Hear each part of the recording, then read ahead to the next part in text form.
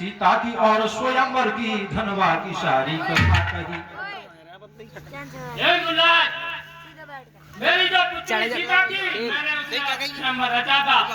मैंने ये प्रतिज्ञा की थी कि जो शिव धनुष को तोड़ेगा वही सीता से नाता करेगा। उसके लिए श्री रामचंद्र जी ने तोड़ दिया और सीता जी ने उनके गले में लाल लाल आंखें हुई गरमा गया शरीर, तेजस्वी दुजने तभी की गर्जना गंभीर हो खिलाफत। ये धनुष तुम्हारे लिए क्या तुम्हारी बकवासी थी? गधीर की हड्डियों का बना हुआ धनुष तुम्हारे लिए धर्म में रक्षा के लिए तुम्हारे पास रखा था। वो मिथिलापत ये बतला धन बातों किसने तोड़ा है? किसने इस भरे स्वयं में सीता से लड़ा? वो कौन है? अत्यंत सिद्ध बच्चा मुझको वो नाच तो पत्थर डालूंगा। जितनी भी पृथ्वी है तेरी सब बड़ा। तब सीधी सरल स्वभाव श्री रामचंद्र जी आगे बढ़े और सरल स्वभाव से कहने लगे, शिव धनुष तोड़ने वाला भी कोई शिव प्यारा ही होगा। जिसने ऐसा अपराध किया वह दास आपका, जो कृपा पात्र है गुरुओं का वह कब किससे डर सकता है। और जिस पर हो कृपा ब्राह्मणों की ये काम वही करे। परशुराम जी कहने लगे, वो बालक सुन सेवक वह है। बालक कहिए मुनिराज। राम तुम्हारा ही नाम है जी। तुमसे मैं ये पूछना चाहता हूँ कि सेवक क्या क्या कर्तव्य है? हे राम, सेवक वो है जिसका सेवा ही जीवन है, जो मेरी का कर्म करे वो इस पर से। हे राम बड़ा है अगर तू इस क्षत्रिय कुल की काल में इस यम से ये याद आई किनका है? ऐसा सुनकर लक्ष्मण जी आगे बढ़े और कहने लगे, मुनिवर सुखा। हे मुनिवर सबका सम्मान कभी तो का कारण बन जाता है। मीठी बोली के कारण ही तो पिंजरे में आता है। ताई ने मीठे वचन कहे तो क्रोध और बढ़ आया है। सबसे पहले ये बोल उठे इसलिए जोर से आया है। अच्छा अपराधी हमें सही हमने ही चैन निचोड़ा है। जो करना हो वो करे सिर्फ चलो ने तोड़ा है। परशुराम जी कहने लगे, लड़के वो राजा के लड़के मुंह नहीं संभाल रहा।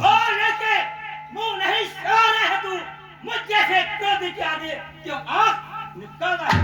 श्री महादेव एक का महाधनुष अत्यंत विद्यमान को मैं ऐसा प्रचंड बड़ा क्या छोटी छोटी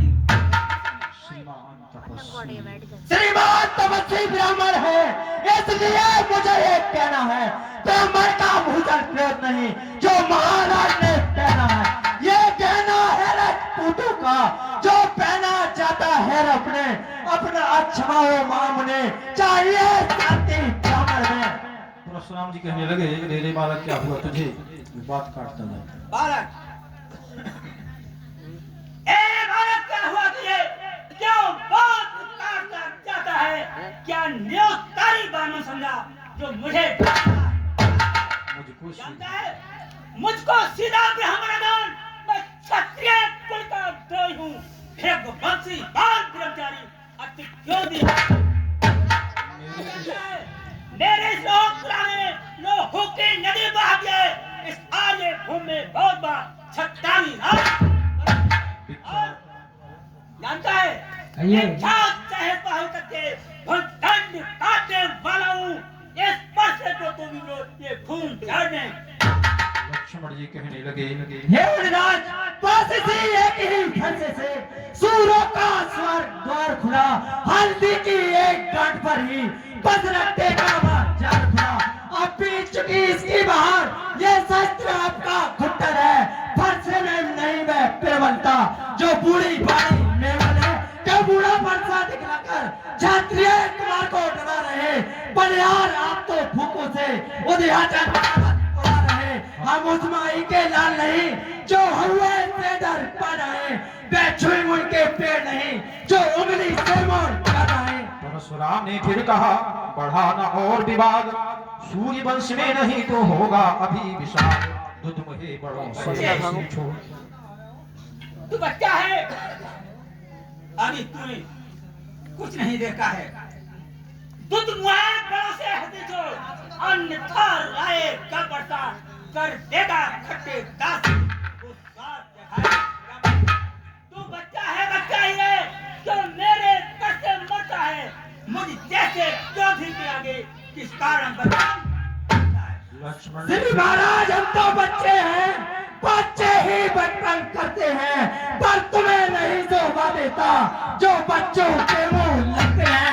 मेरे मुंह में दूध नहीं जो तुलसी से तुलसा जाए, डरे फंसे की लपटों से अधिक पालना आ जाए। घी पड़ते ही जिस तरह बढ़ जाती है ज्वाल, उसी भांति आगे बढ़े परशुराम तत्काल।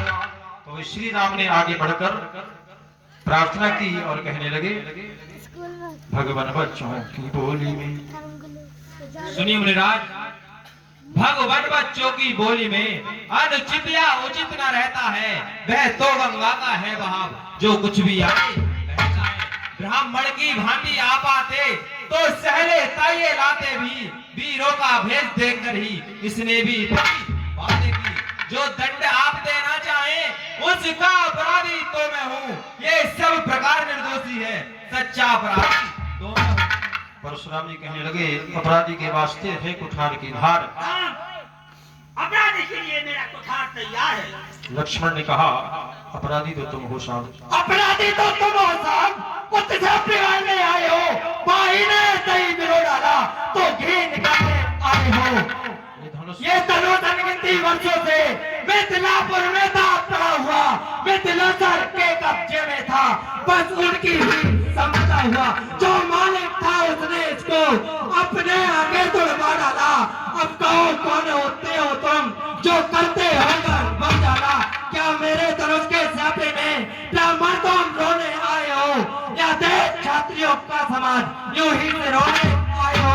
परशुराम ओबले कहा, फिर वह भी बकवाद, इस असभ्यता का तुझे भी मिलेगा स्वाद, जो पितृ के ऋण से मुरड़ हुआ।